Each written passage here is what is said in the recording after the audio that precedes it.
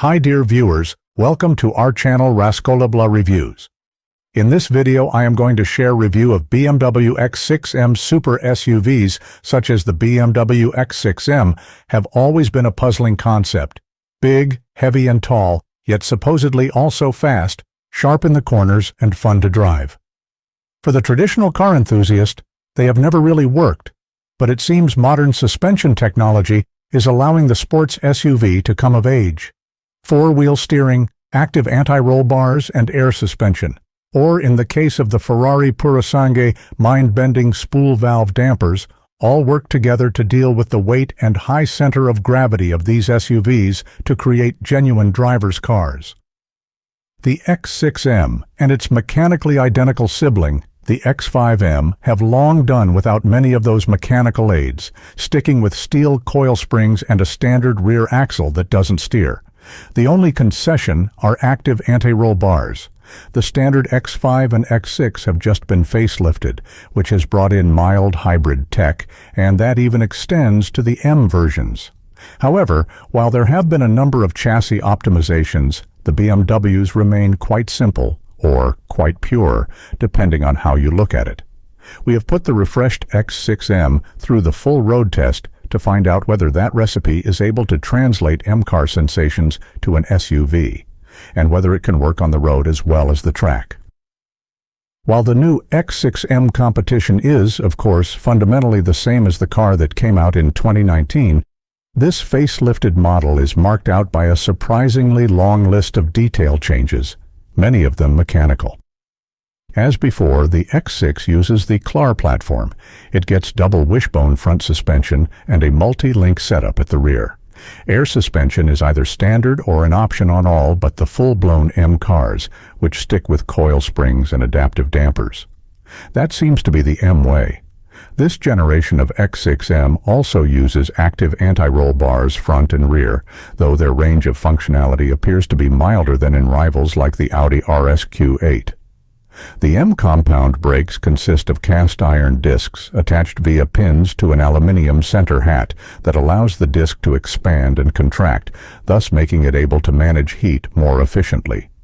Carbon ceramics are not available. Rather than using a direct hydraulic connection, the brakes are operated by wire through one module that controls brake activation, brake booster, and braking control functions.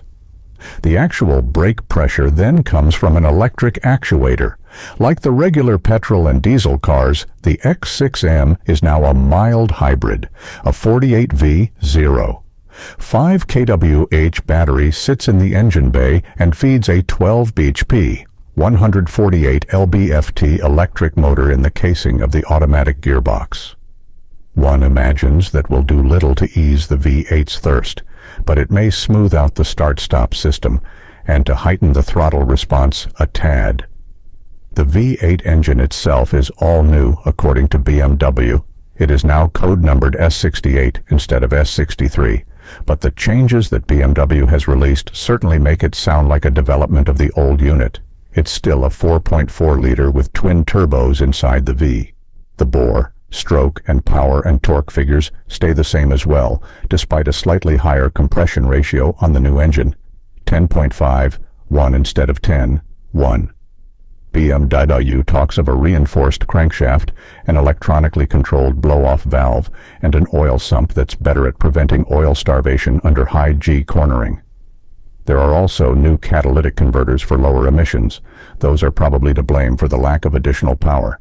The ZF 8-speed Torque converter has been modified to take the new electric motor and gets a new set of gear ratios. 1 through 3 are considerably shorter. Second tops out at 57 mph instead of 62 mph, for example, which should benefit both acceleration and involvement. A firmer hydraulic transmission mount keeps the assembly more rigid and supposedly improves responses. There have been detailed chassis tweaks too.